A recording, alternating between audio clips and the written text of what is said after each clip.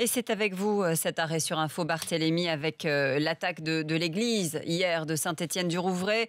C'est évidemment la question de la sécurisation des églises qui est reposée. Le dispositif, c'est vrai, depuis 2015 a été revu à la hausse, mais toutes ne sont pas surveillées. Et pour cause, il y en a en France 42 000. Et sans compter toutes les écoles privées, catholiques de la maternelle à l'université, les temples protestants également.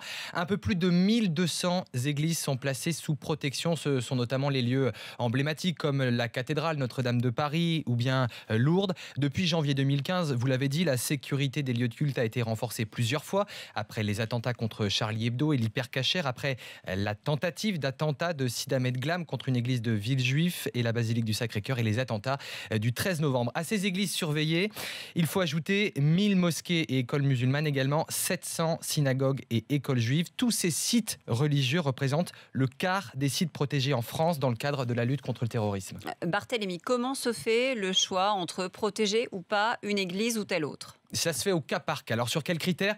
C'est en fonction du site, de la personnalité du prêtre et surtout de la fréquentation. Évidemment, ce dernier critère risque d'être remis en question avec ce qui s'est passé hier. L'attentat a eu lieu dans une église presque déserte d'une ville de 27 000 habitants. Ensuite, plusieurs niveaux de sécurisation existent. Cela va d'une absence de protection, une garde statique devant, en passant par une surveillance particulière au moment de la messe avec fouille des sacs et détecteurs de métaux. Est-ce que c'est possible justement de surveiller davantage en termes finalement de moyens humains ? Cela semble très compliqué en fait, pour pas dire impossible quand on regarde les effectifs, parce que la France compte 300 000 policiers nationaux et gendarmes auxquels il faut ajouter 10 000 soldats mobilisés dans le cadre de l'opération Sentinelle. La protection actuelle de tous ces lieux de culte mobilise 15 000 hommes. C'est ce qu'avait dit Bernard Cazeneuve en janvier 2016. Pour la messe de Noël dernier, je ne sais pas si vous vous souvenez, il y a eu un dispositif particulier. 48 000 hommes avaient été mobilisés pour sécuriser ces lieux de culte.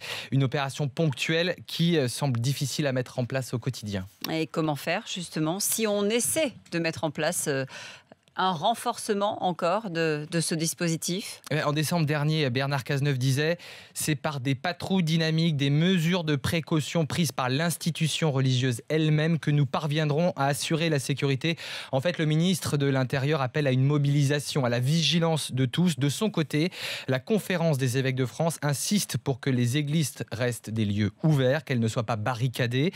François Hollande pourrait annoncer de nouvelles mesures ce matin. Il a assuré au pape François que tout sera fait pour protéger nos églises. Ce sont les mots du président de la République. Il reçoit la conférence des représentants des cultes de France ce matin.